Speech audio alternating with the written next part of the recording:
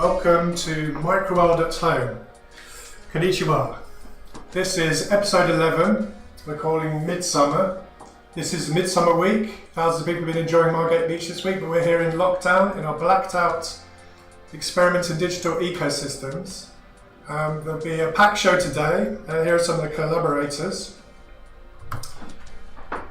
Including, I'll highlight, there'll be a live sound performance by Julia Schauerman about 3 o'clock, and we're hoping to get a live performance from Ed Kelly as well at 2:30, and then maybe another one at 3:30, combining with Simon Limbrick in Norfolk. This week, one of our people who saw the show last week said it reminded them of a film, and I'm not sure what film they were looking at, but we've been watching a lot of films this week by Japanese film director called Ozu, and Nicholas built this incredible physical set, which we'll be having a look at earlier on to kind of frame today's show. In researching Ozu, we came across the concept of wabi-sabi, which celebrates the imperfect, the impermanent, and the incomplete. So we'll be looking at that closely in relation to what we do and how it fits in with artificial life. So we're going to start out looking at Nicholas' incredible model, which is basically an Ozu film set. Thank you very much, Tim. Yes, so here it is. In fact, if we put it on camera 2 again, I'm just going to change the angle so that you can see it a bit more. So Nicola's model's about 2 foot across, and there's a monitor behind it. And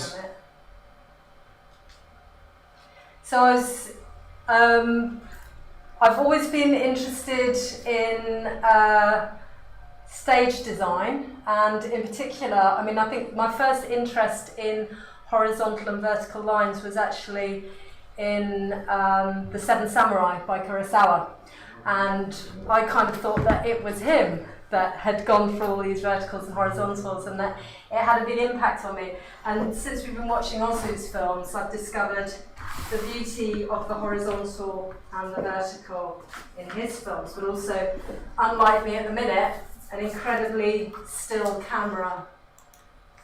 Any Ozu fans will know that they took ages to set up the cameras, or the camera, and then once they had the position, or Ozu was happy with the position, they literally bolted it in place, locked it down.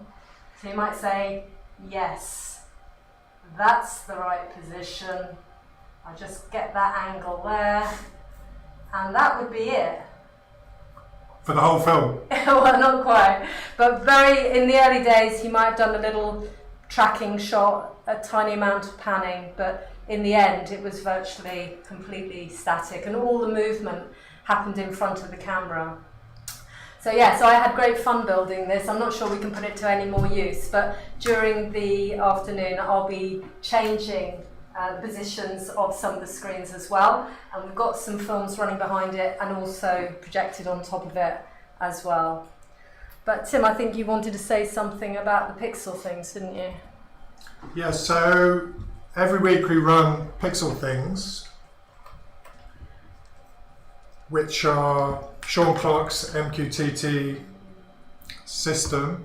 So if you go to the web address that's on the screen now, artthings.io/pixel, you get to click the button, you'll get to a small pixel designer where you can do your little sprite, press send, and it appears in our Microworld at Home. This week, I've added a sequencer effect onto the Pixel Things. So if I just send one in and turn it on in the program, be a good idea, and turn the audio on and send it again.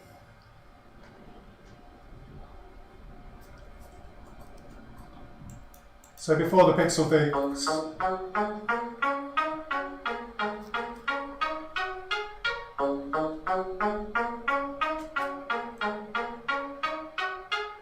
just visual. Now they've got audio attached as well. And as people send more in, it bumps out the last one. And it's acting as a sequencer. So there's a red bar going left to right across the screen. And that's picking up the dots and playing the highest notes and the lowest notes. And we'll leave that running in the background. The sample is a koto, I want to say. It's a Japanese stringed instrument.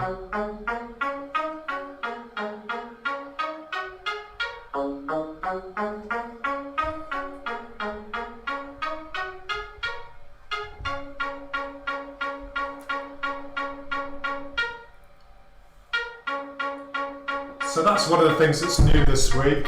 I tell you what, Nicola, this microphone here is not good because every time I touch the table, it makes huge rumbling noises. So leave it there now, but you should put it back where it was. We changed, every week we change a few things around in the room, technical and other one. And that was possibly not the best position for that. In every Aussie film, there is a family. They're all the same, aren't they, Nicola? There's a family in a house. They are the archetypal family. The archetypal family sits in a house and slide doors back and forth. So within these programs, I'm not sure what screen I'm on, that's not one I'm on. We've added in sliding door effects, so at various points you'll see the screens slide back and forth. Nicola, it looks like you're adding in a 360 camera. I am, I forgot to turn it on. More stuff. Actually, in the fourth screen you can see Nicola's model, which is being bounced around the room. And I've just added a little illumination. So Microworld at home. Oh, this pixel thing's doing my head in already. Maybe turn it down a bit? I will, yeah. The pixel thing's sound is in the room, it's not on a... It's in the program, so it's harder to control the level of it.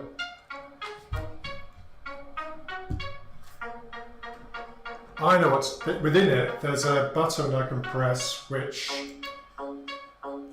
decays what's on the screen. So pixel by pixel drops away.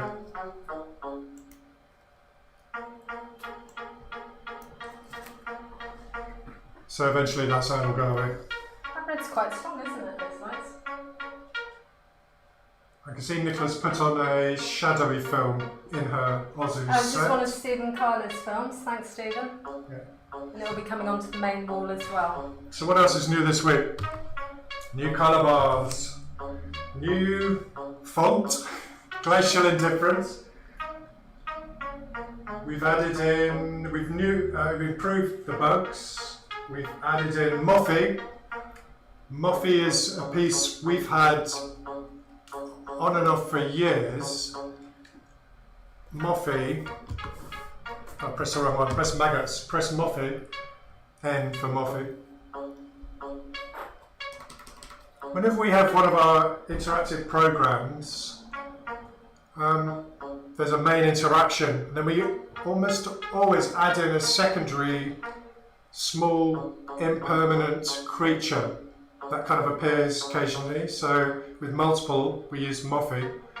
So you can see the various moths flying in and out of the screen. So just come in, add a little bit of what's that?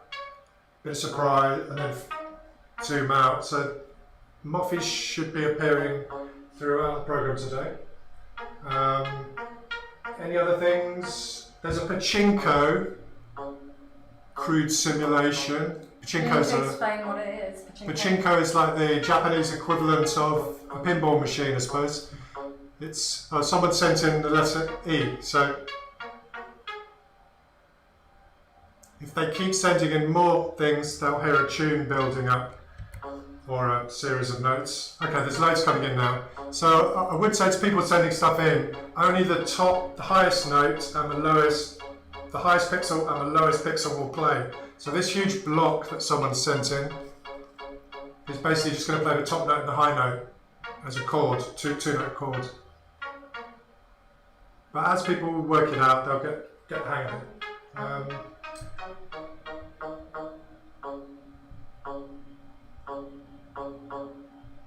just going to check something because Julia said it missed 2 minutes at the beginning, and I'm just trying to find out if it missed you actually doing your introduction, so I might ask you to do it again. She said it seemed to come in on me talking about camera angles, so I'll just check. No, I saw it coming on the other room. You saw it start, yeah? Yeah, it may have stuttered start. Beautiful colours over there, Nicola. So yeah, Ozu's cinema is basically a family. I wouldn't say arguing, because Japanese people don't really argue, but basically trying to get this daughter wed.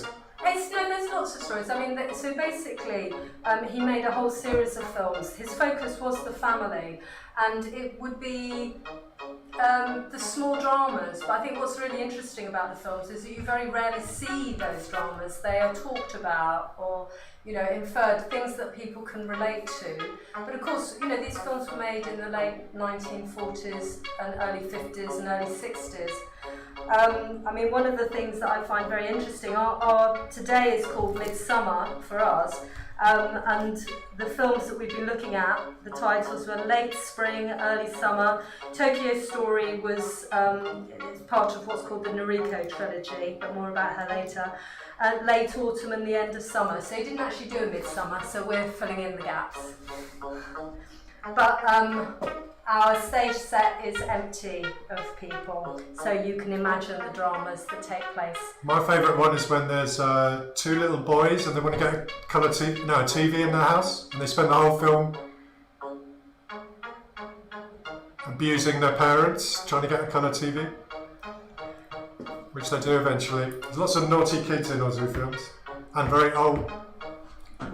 Well, actually, a young actor dressed up as old. I mean, eventually in the final film he was What's his name? old.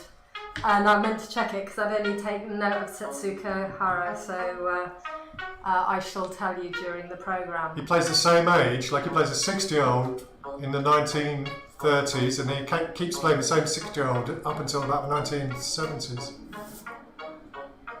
Right, okay, so you saw yourself starting, yeah? I didn't see myself, but I saw the stream start. Okay, so. and I haven't heard anything back from Julia, so... Do you want me to do another brief intro? Yeah, I think, and to actually contextualise it, maybe you could say something about Microworld at home. So Microworld at home, this is our living room. It's about 4 metres across. Bonk, one wall to the other wall, same in the other direction. We've got 1, 2, 3, 4, maybe a little fifth projector over there, sending stuff onto each of the walls. And then we have a big control system in the middle with about 5 or 6 computers, laptops getting the audio streams, laptops getting video, showing videos. It's on Nicola's side. And we're mixing it all together in Open Broadcast Studio, OBS, which is free software, really simple-ish to use, and allows you to have multiple camera angles and feed them in and cut between different camera angles. The Microworld at Home project is, because we're in lockdown, we're not doing any shows. We usually call our shows Microworlds. Can we have some more screen visuals, Nicola? Yeah, sure. We call our shows Microworlds, and they're in galleries and exhibition spaces, and there'll be huge spaces with multiple projectors, maybe 12 different large-scale pieces in the show. So this is our home lockdown version. We're just enjoying doing this, just to learn different technologies, and we're being much more playful with the themes that we're exploring. When we do a Microworld in a gallery, it's typically about ecology, ecosystems. Here we can do about anything we want. And so one of the outputs is to try to make test pieces. So this is very experimental. Things will fall over, maybe crash. We're seeing what works and what works in combination with what, and how we can use that for future exhibitions. We will be broadcasting. We're enjoying doing this at the moment. We've done 11 now, so we will just carry on doing this every week. With collaboration? With collaborations, so send your stuff in. We'll tell you how to do that later on. So. Yeah, so I think one of the things to point out is, in contrast to Life and Death on the Sugarscape, you'll notice this is a much more sombre space, perhaps befitting the idea of transience and the your incompleteness. Incompleteness, yeah. So it's Chishu Ryu, Tim, the actor. The old man. Or the young man playing the old man. Yeah. Okay, so it's 1:15. I think we should get started. Okay, what should we start with, Nicola? Well, we had a list somewhere. I've got a list. And I've really explored this model more. I quite like that. Well, yes, I quite like to get the model up on this wall. Yeah. Really contrasty, and then see if we can get dots to follow the lines. See how that works. Okay, and I'm just going to change my camera position again. So, people keep sending in massive blocks of. Fair enough. Try anything out.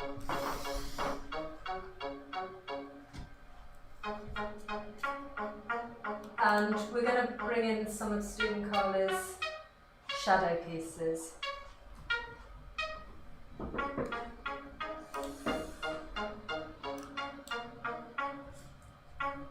We're aiming for simplicity. We're aiming for elegance today, aren't we? We are. Okay. We are.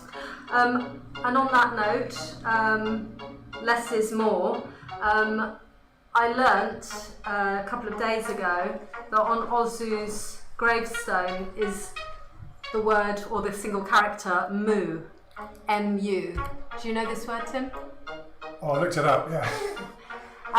Simply put, for Westerners like us, nothingness. So this week we are genetic mu, M-U, or genetic nothingness.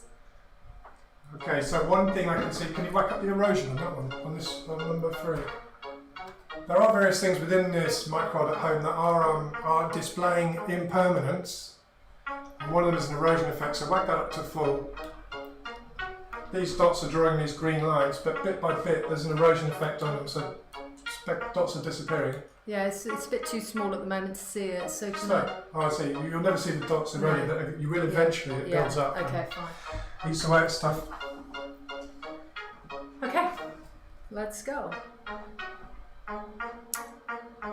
So what else have we got? I'm going to leave the pixel things running on that screen, and I'd quite like. I can layer stuff on top of this visuals here, so now we go. Yeah. I'm going to get the things going in the opposite direction.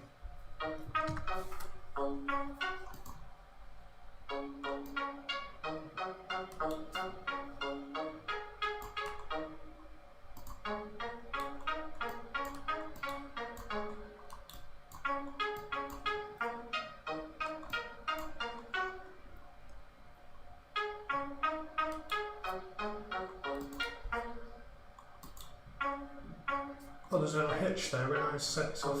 It's interesting.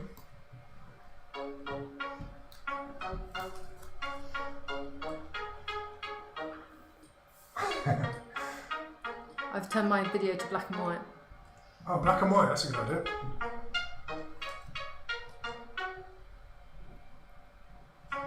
If I clear the stuff like this, people can see more clearly what they're sending through, I suppose. Press a few nippers.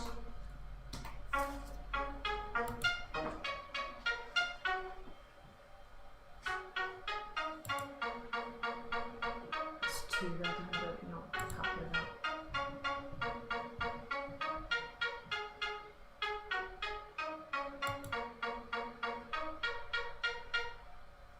Processing, which is the language we use for all these programs, can can do sound, but it's not the best language to use for doing sound. I wouldn't say you can hear that it's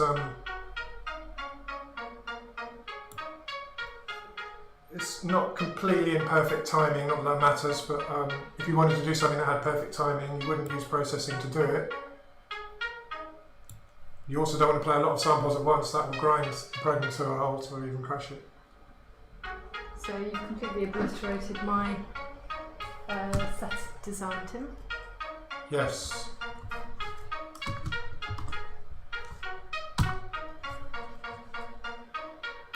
Doesn't D get rid of dots anymore? Yeah, it does. So each week we add new bits in, and Nicola's added in some patterns this week, haven't you? I have.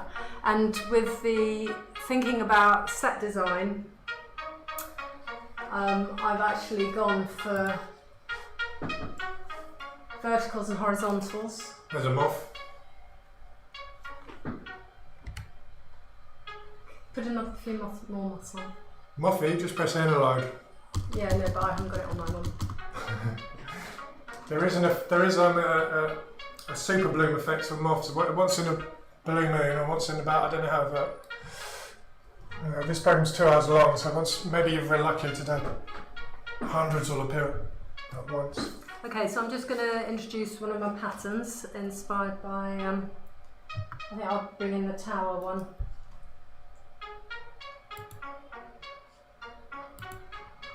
So wabi sabi, just have to talk about, like that. Wabi sabi is a Japanese concept which celebrates the imperfect, the impermanent, and the incomplete. So typically it might be a little pot that is made that isn't perfectly symmetrically round. It might be sort of slightly imperfect. There might be cracks in it. Nicola, we've got a fruit bowl that's got a big crack in it. Is that a wabi sabi? Wabi sabi might be. I got it cheap. So wabi sabi, things wabi sabi are unstudied and inevitable looking, unpretentious, their craftsmanship may be impossible to discern. The emphasis on subtle details noticed only by vigilant viewers, the importance of details and looking closely. The effectiveness of small doses, simplicity, working with a limited palette and keeping features to a minimum. Realising something's interestingness has nothing to do with how complex it is. So that's wabi sabi, but it has a lot in common with. Or there are a lot of things that relate to art practice, I suppose. In particular, well, not the incompleteness and stuff like that. As we're artists, nothing is ever completed, and this project is just sort of ongoing and building week by week. We're not particularly minimalist. We're almost maximalist in what we do. We throw in loads and loads of things on top of each other in this Microworld at Home program, which is called See People. But we're really fascinated by making simple systems which appear lifelike or behave in sort of emergent ways, much beyond what you thought you'd get when you put it in. So by layering things on top of each other, you often get these kind of fascinating effects. So, and we're always having little bits and pieces of things running around, as we said, in the background to our program. I'll just send in a bunch of little bugs. Bugs like the darkness video, if I turn that brightness. Wow, that's nice.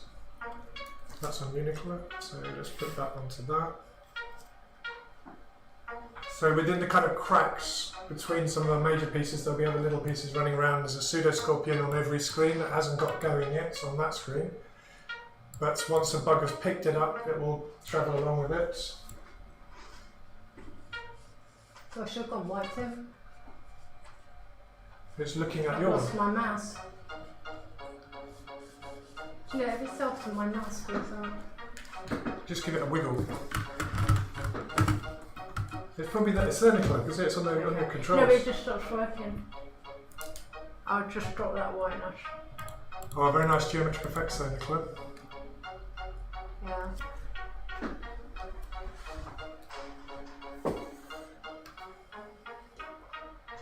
Right, it's 5:25 past. Did you want to see if... I'll see if Ed is in the house. Yes.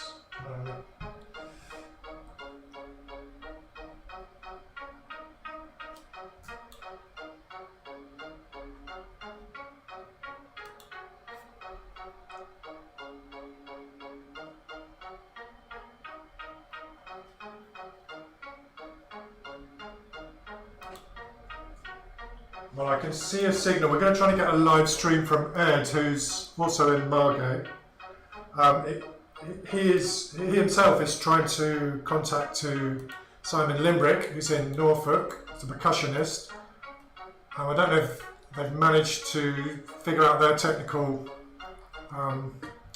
problems which they were having yesterday, but either it will just be Ed on his own, or it will be the two of them collaborating across the internet, sending audio signals back and forth to each other, and managing to deal with the inevitable lag that you get if you send signals anywhere. And with audio jamming, obviously lag could be quite difficult to deal with.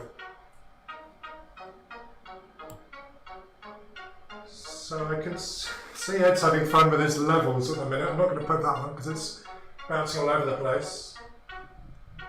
But there is something there. So at exactly 5 minutes, I'm just going to put him on live, Nicola, and Okay, fine. cross the fingers and see what it is. I'm going to start bringing in some of Stephen's films at that point. Okay, so I'm gonna make the edges of my pattern blue, I think.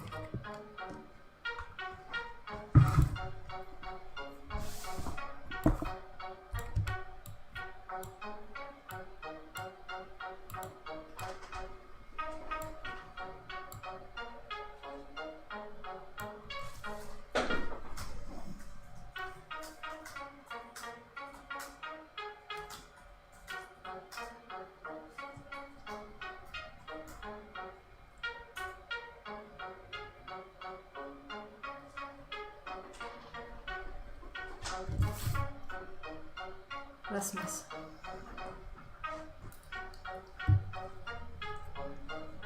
I could even fancy those dots being a bit bigger.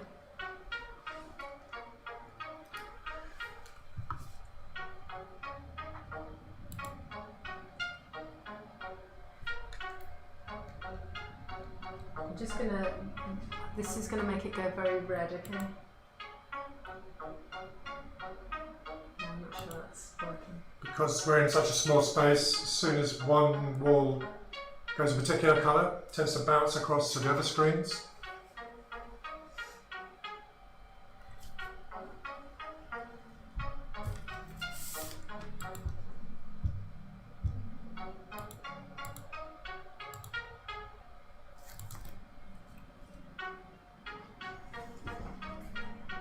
I feel like this Koto pixel thing needs a bit of a baseline, doesn't it?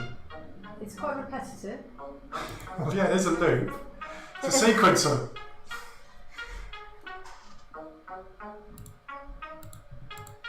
The repetitive patterns of audio are reflecting your repetitive graphics. This is true. You called it a cicada, yeah? No, this is pixel thing sequencer. Oh, cicada. I'll play cicada later. Yeah, okay.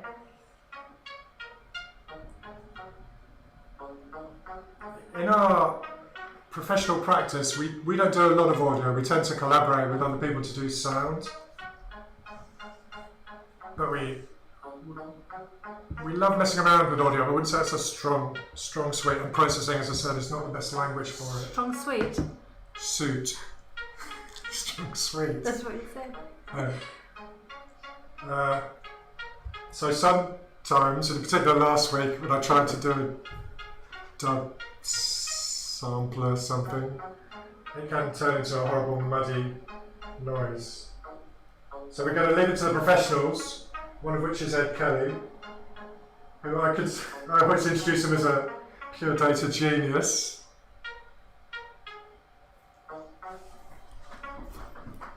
Pure data is an open source programming language where basically you put a load of dots on the screen, connect them with a bunch of spaghetti, and hope something happens. It's not procedural. It's nodal, is it? To me, it looks like a super complicated, but some people have mastered it, and one of them is Ed. And I think I'm going to be going to him in a minute.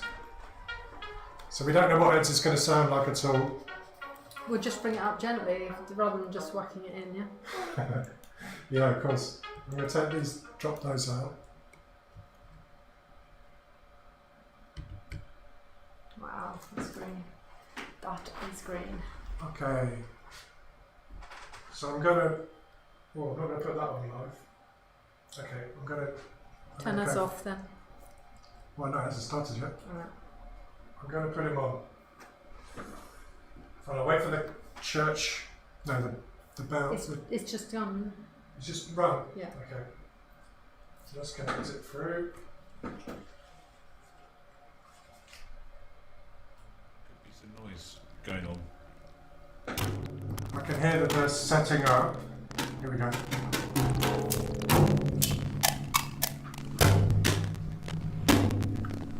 So this is Kelly and Simon Limbrick playing live drums. Where is it? Oh, this. Do you reckon I should start this, Nicola? I can Oh hear yeah, them talking and I about. noticed you're using a lot of It's multi-grains. Where is it? Okay, well, it's interesting, yeah? Oh, time range. What do you want me to put it on? Let's have a look. Sounds like they're trying to get a connection to each other without feedback, Okay. which is the bane of any complicated musical. So turn it down a bit on that. I think I'm going to leave them to it. So, Kelly and Simon Limbrick.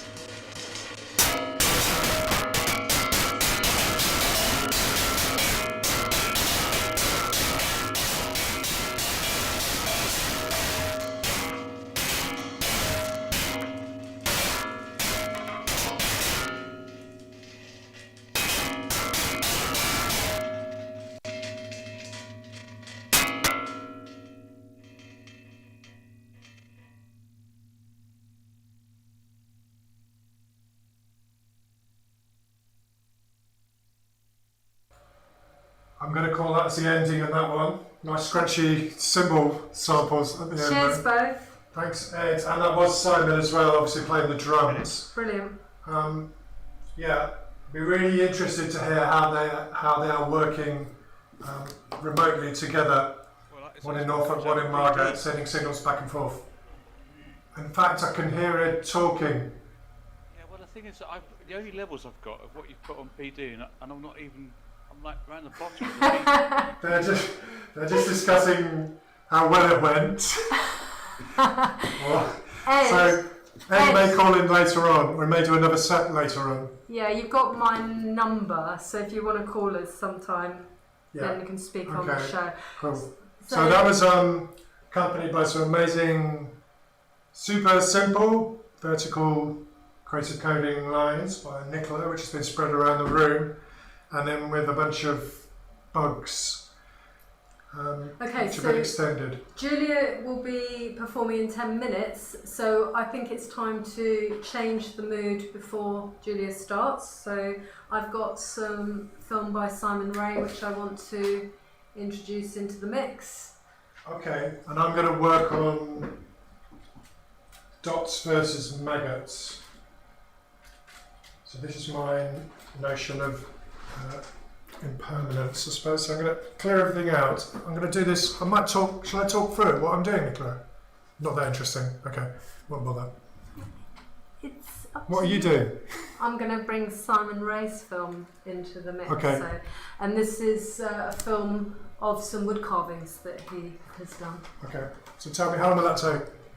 Well, it's a looping film, and it'll be on there, and we can feed it into the mix. Okay. Okay. It's on you then.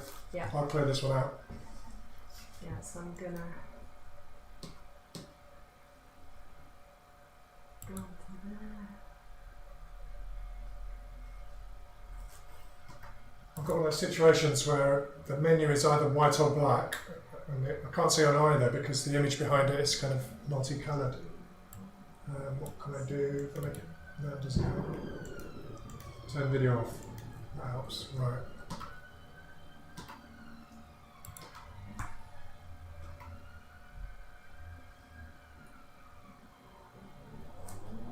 The bugs this week, we added in a hole. We used to use the bugs as a site-specific piece. So if we go into a space and interaction wasn't appropriate or wanted to add another thing in particular, we were given a space, one show to project onto, which was a brick wall with loads of holes in it, and like mould and water dripping down it.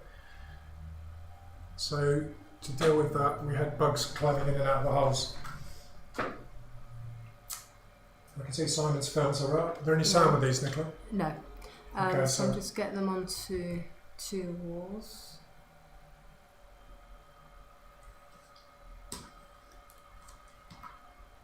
I'll put it on the background of this one as well. These wonderful forms will be appearing next week as well, where we're going to be revisiting the world, the flesh and the devil, and we're going to be doing flesh, but these crazy carvings look perfect for an imagined future evolution for humanity.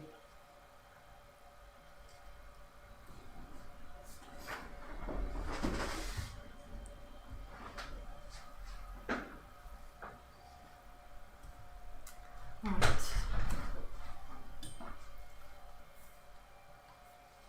I think I'll put on Cicada and Nicola in the background here. Sounds good. So this is a little processing program, sound program again. Trying to squeeze out anything good from processing is quite a challenge.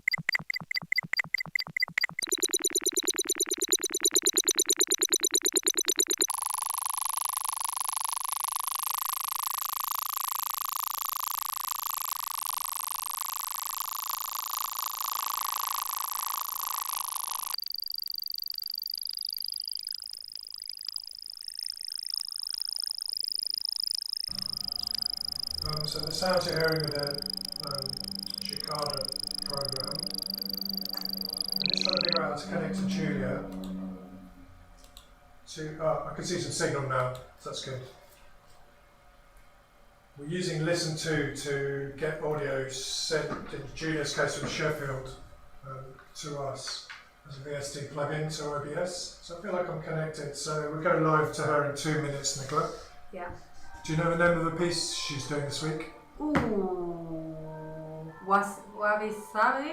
Wabi Sabi. Oh, that's nice, that crackling effect. Yeah, and behind you as well. Wow. Put me to shame again, Nicola. Too much time connecting to audio. And then after we've done Julia, we'll play David Theobald's 15 Stones, okay?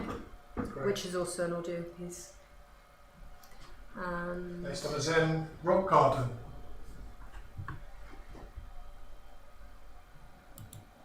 Okay, so I'm about to go live to Julia. Give her a minute. Now I'm going to go live. Right? Julia Schauerman from Sheffield. Here we go.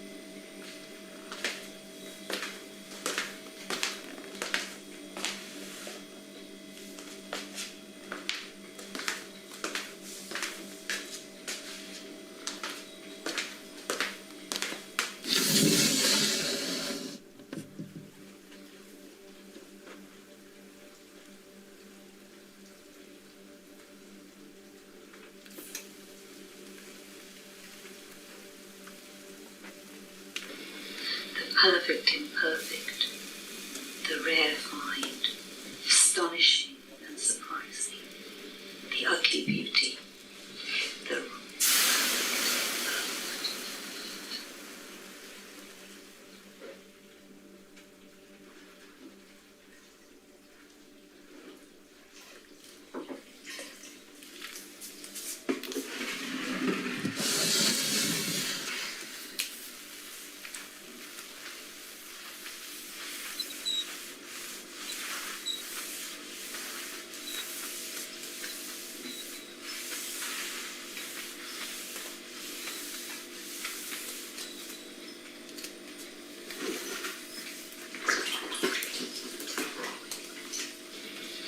perfect imperfect,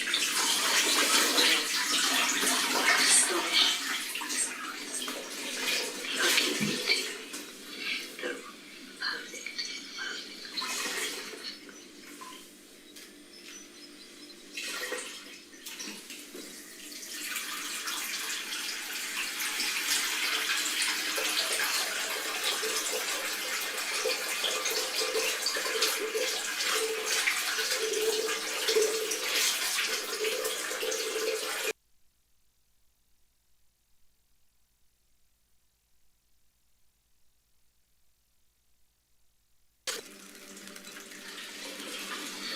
Perfect imperfect, the rare find, astonishing and surprising, the ugly beauty, the perfect imperfect.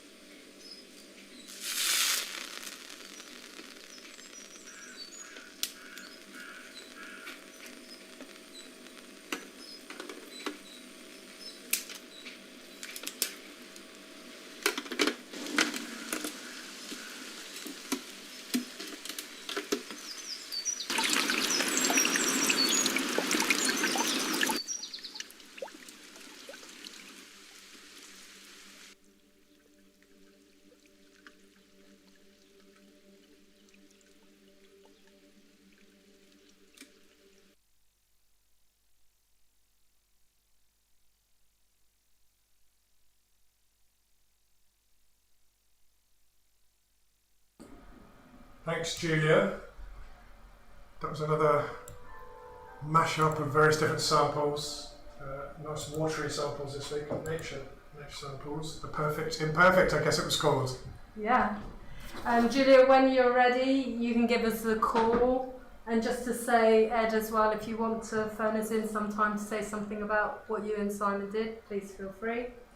We've got David Viey's Beautiful Flowers playing behind on wall 2. And I felt the I felt the need to introduce something very regular. It's really slow. Yeah. Is it just is it 3D? Is it? Yeah. It rotates, and you'll see. Oh, it's gone very dark in here. So David that's good. Goes, to dark. So you can see all the maggots. They look like beautiful fireflies roaming around. So the Pseudo Scorpion has been improved this week, visibility wise. I'm zoomed in on the moment on screen 3.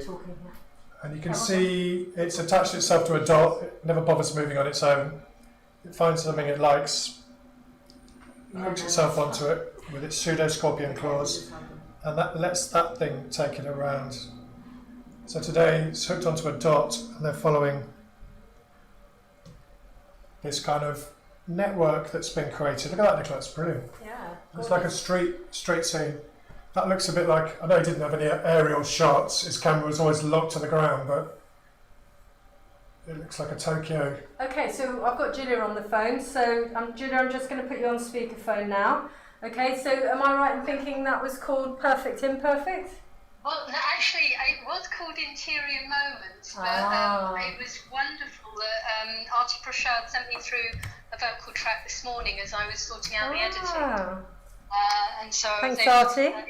That's brilliant. Yeah, so she said that she sent through something perfect imperfect, and it's great. So basically, the mix today. So there was my usual sort of Casio drones, which is good for setting the levels for Tim. Yeah. And then I had Rain in an Alleyway, which I recorded a few weeks ago, just down the road from me. And then with the idea of impermanent, there's a tray of ice, and I had it breaking and defrosting and dripping, which is one of the tracks. And then I had water going down drains, plug holes, being tipped out, knocking a bottle of water over. I don't know whether that finally made it in the mix because it's all up and down. But yeah, it made a lovely puddle on the kitchen floor.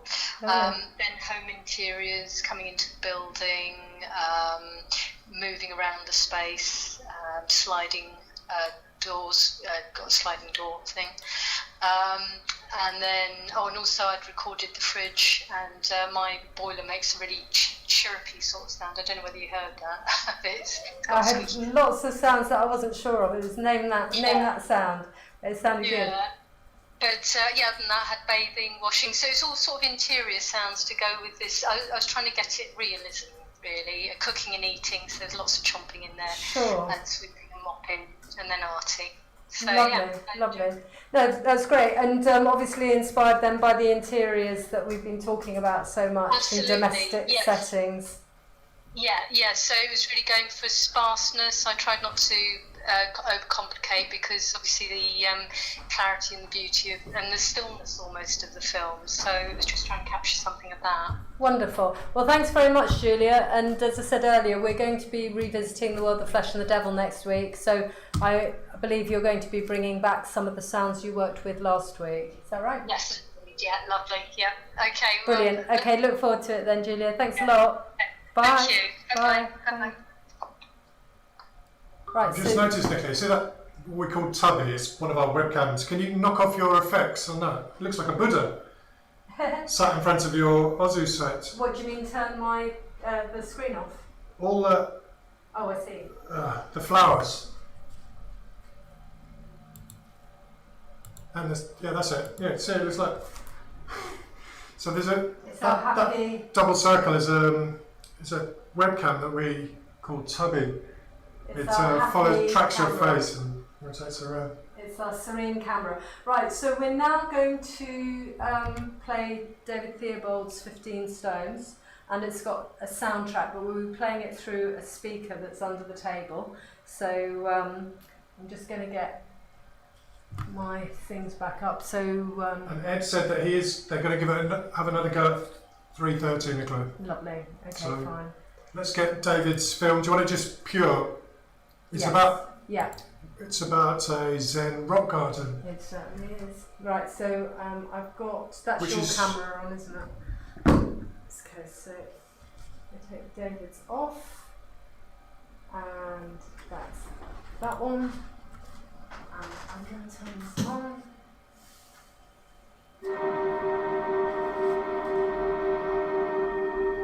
Can you turn your menus off? I think we should feed off it. Okay.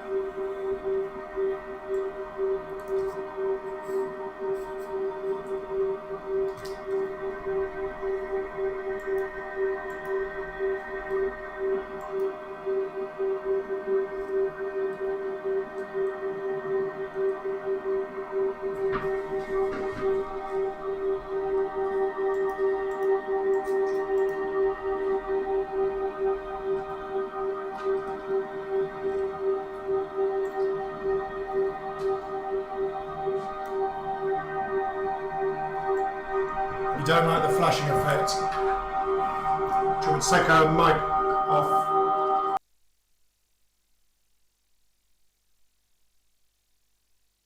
The sound's live in the room. We're just giving me dirty looks. Right, change that.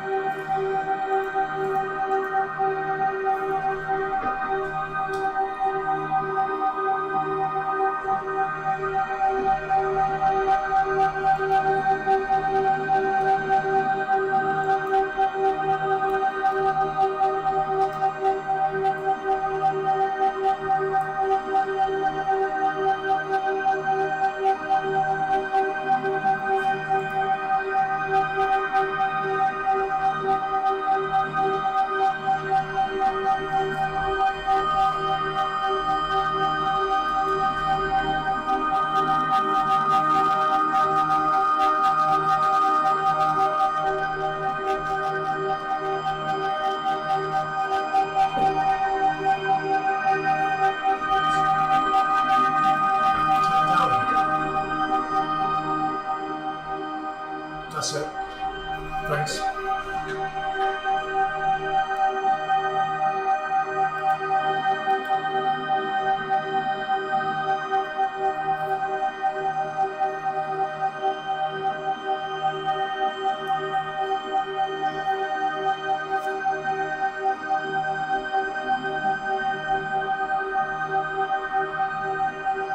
Nice crashed.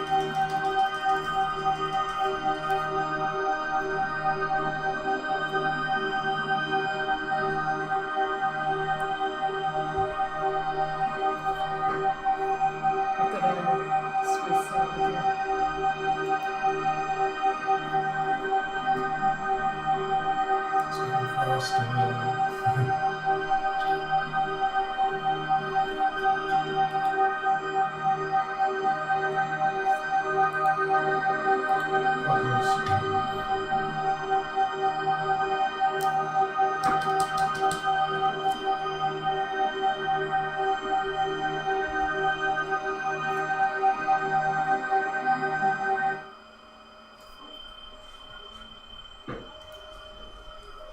That went by quickly. That was 15 Stones by David Theobald. The idea being, Nicola, you know about this film. You worked with David, didn't you, on a film show I'm just last going to year? turn that off. So tell me the idea. It's something to do with. So it's the Zen Rock Garden, and it's about you can't possibly see all 15 stones at the same time. You navigate yourself around the garden. And apologies, because I've got very rudimentary. I'm going to create my own rock garden. So, There's a few rocks. No. oh dear, I've Erosion. again. I just stopped that. We don't need to watch it again. No, And if you do, don't turn the sound. The sound doesn't help. Oh. Right, we seem to have very little going on in the space. Look. My screen's some good. moths. Oh no. Well, you've turned the film moths. off. I mean, you can leave this film running on a loop. Yeah. Well, yeah. Oh, I've got back to that lovely rain. It's very clammy in here. We could do with some rain.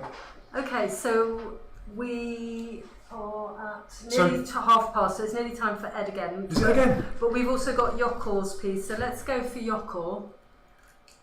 Is that No, right? you've only got 5 minutes. 5 minutes I'm going live to Ed again. Okay, on then we'll a have dot, Jockel. because I'm not communicating with them, so we're just going to do it that way. During Ed's, I'm going to work with the bugs versus the dots. And when Ed's finished, we'll finish with Jockel's film, and then David's got another one. Can you be playing David's one? Have you shown that yet? Yeah. So right, let's do some interiors. Get your... I'm doing a rock garden. I mean, you want whatever. to do the rock garden again? No, I've got an idea of what I'm going to do. Okay. It's going to be elegant. It's going to be simple and elegant. Very good. And while that's happening, I'm going to put on my Your new favourite actress. Okay, and her name is, because I said it, I got the vowels wrong. So it's Setsuko Hara, and she played 3 different Norikos in Ozu films. That was Late Spring, Early Summer, and Tokyo Story. And the acting is very precise in Ozu's films, and they rehearsed loads and filmed loads. But there's something so beautiful and fresh about this woman. I love watching her, and this is one of my favourite scenes. This is from Late Spring, where she's cycling. So we're just going to work. We're going to work with her. She's our muse for today. Noriko is a very smiley woman. She's always smiling, like you, Nicola. But if she's sad. Oh dear, that looks weird. Well, yeah, she often gets a lot of basically. How many have we seen? About 4 films. The old parents are trying to marry her off. She's 28. She's always 28. Oh no, but in Tokyo Story, she's actually a widow. I mean, again, they're thinking that she's not too old to get married again. But anyway, look, I've got the dots and redrawing her face. That's kind of cool. Right, do you want to do that around here? Repeat it on mine. Okay. So I've got a question for you, Nicola. The question is, it's to do with Noriko. She said it in the film. She says, "Do you like your pickles strung together?" Oh, do you know what? That happened after this scene. So what is that? What was she on about? Is it rude? She was laughing a lot when she said it. So she was saying we were talking about jealousy and some other part of it. So what did it mean? It's not like, do you like snails or do you like oysters, is it? I don't think it's quite as rude as that. It's not as subversive as that. Although Ozzy, I think, was homosexual, wasn't he? But no, it's something to do with jealousy, and a phrase old people used to, an idiom that old people used to do with pickles. So you get a radish, like a daikon radish, a long one, and you chop it with a knife, and then they string it. It sort of hangs in a string, like a smiley mouth, I suppose. So it's something to do with that, but I couldn't quite understand it. So what do you want me to do on this one? You're going to I was working on that one. what you've done on this one. Well, you just send the dots off and just send them to, I don't know quite, I can't remember it. They were drawing a trail, they're free, and I'm going to put Pachinko on instead.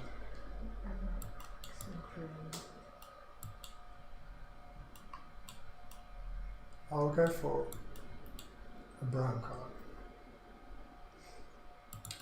Yeah, so that's roughly something. So I'm going to have to try and get it set up on this one.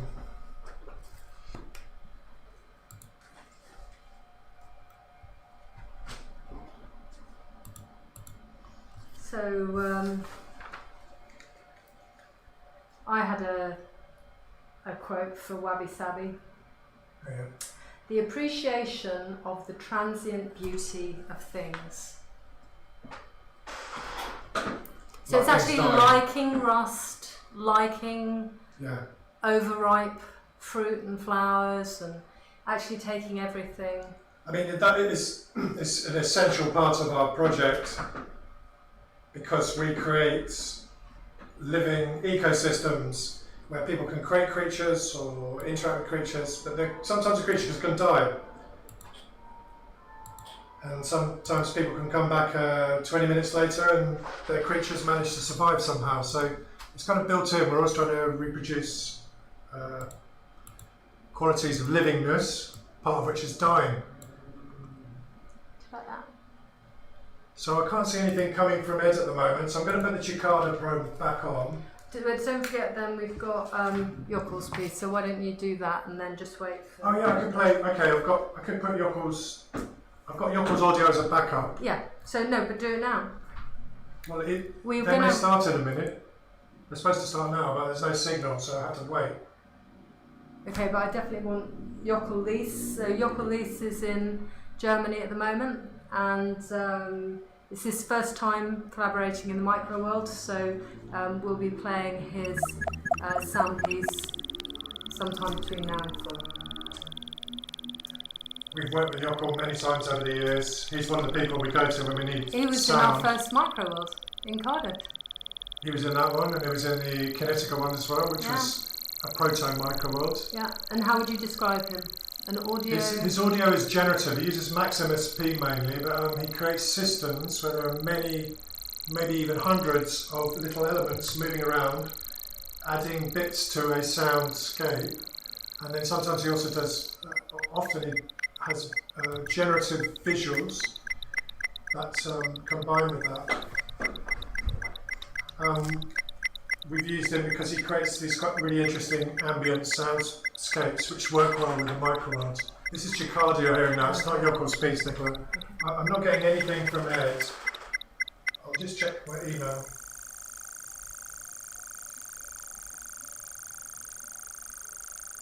I'll just tell Ed I'm ready if he wants to send anything. We'll give him a few minutes. If he doesn't send anything, we're going to play Jockel's on.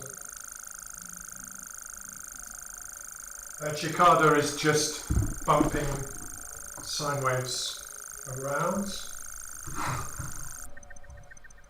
There are lots of cicada in Japan, I imagine. I've never been to Japan. I'd love to go to Japan. Tokyo. Is it one of the world centres of digital art, isn't it, Nicola? It's very... well, and also robotics is very... Robotics, yeah, of course. So I'm just trying to get this camera onto... I'm going to do some sugar scale. Ooh. Wow. That's fast. I'll turn it down a little bit. What can I never understand is this camera, what is it even looking at? Oh, there it is. Oh, Tim, that's spotted, right? Yeah, but I'm just trying to figure it out. Yeah, can you sort this all out? Very underwhelming, if you don't mind me saying. Well, just click off it. Click on me. 3. Yeah. No, that is the wrong one. That's the wrong one. Very professional, someone said the right last week. Oh, well, you're completely bleaching the thing. Oh well, it's defeating me. Give up. Turn it off. I will give up. Right, let me see if I've got anything from Ed. I'm still not getting anything from Ed, so I'm going to play... Let's please go to your calls now. I'm going to play Jockel's piece. And this piece is called Irreality. Irreality.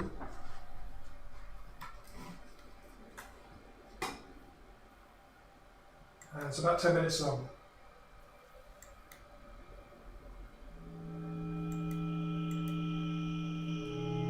You got a dog,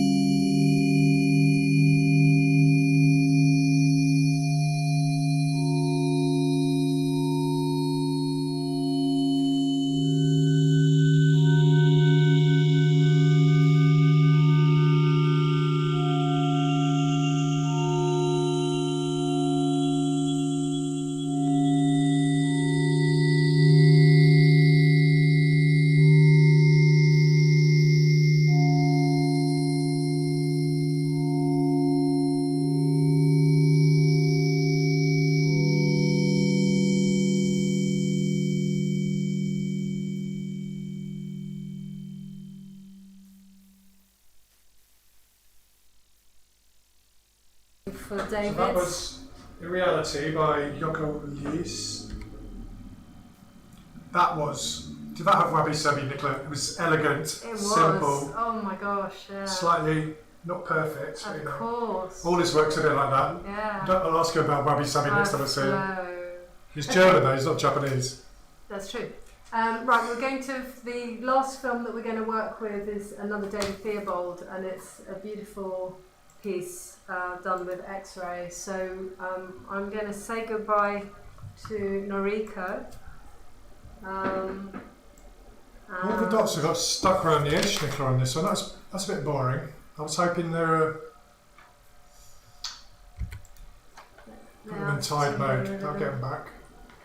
Okay, so I shall get rid of Well, that's quite good. Noriko. So I'm going to be working. I've allowed the dots to fill the entire screen with pink, or magenta, I should say, because I'm a computer artist. And now I'm going to put some maggots in. The maggots will eat the pink. The dots will fill the pink back in. It's going to be a battle. I'm going to zoom in.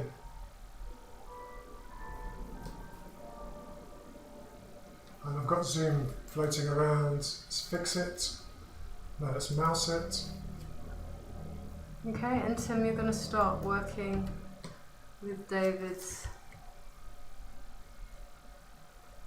showing the frailty of things, perhaps. Can I have it on 3? Or 2 and 3? So David's film is... I've already talked about it. Oh, did you? Sorry, I wasn't listening. What a surprise. Do you want us talking or do you want Cicada back? Let's put Cicada back. I think Cicada's been the best one that I've done, Nicola, so far. Right, and then I want to see you, as they say, pull your finger out and start experimenting with this film. With David's? Yep. Okay.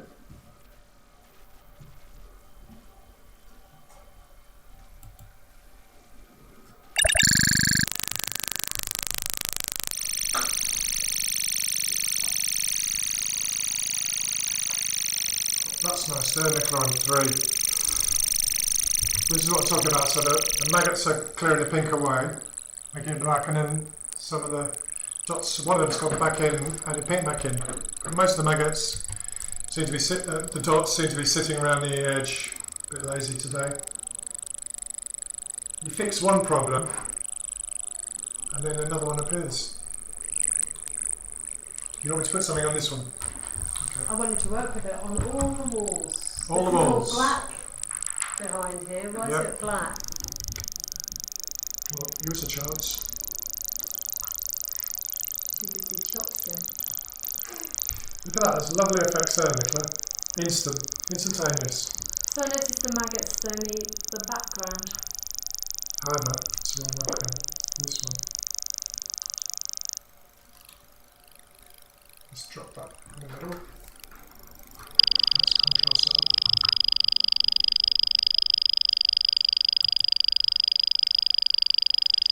Oh, don't put the bit. Could you get? No, don't matter.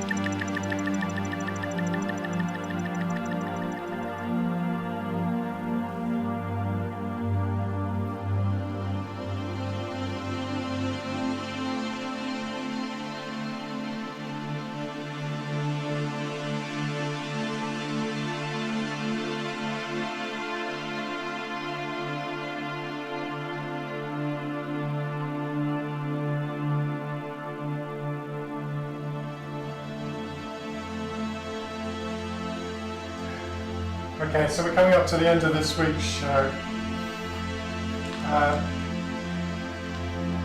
This was a failed attempt at a pachinko simulation where the pachinko balls fall down and get stuck in their own trails or bounce off their own trails. That needs work. You can see they're bouncing off, but they're going to get stuck. They fill it in. You need something killing the trail for some of the ones it's going. So, what have we learned today, Nicola? Maybe it was quite an elegant show, quite formal, but it was a mess. I think Arthur would have something to say to us about, discipline. Could use more discipline, maybe. Yeah. This model is brilliant. Let me just upset him a bit. Oh, not a panning shot, sure. No, wobbly camera. Nicola, Can't make my mind don't swear. up. But look. He used one camera, one cameraman, and one lens for his entire film career, I think didn't he? 35 years with the same camera. 35 years. Well, 15 years as an assistant and then 20 years as his camera operator. Yeah, very impressive. But everyone loved him. Well, they were grateful. Which is the best for one? his art. Tokyo Story? That's the acclaimed one, top 10 film. It's a filmmaker's film supposedly, and Wim Wenders made an interesting documentary a few years ago about him. I'm enjoying them. I mean, they are, slow, but I'm enjoying them. Okay, Right, it's coming up to 4 o'clock. Thanks very much for tuning in.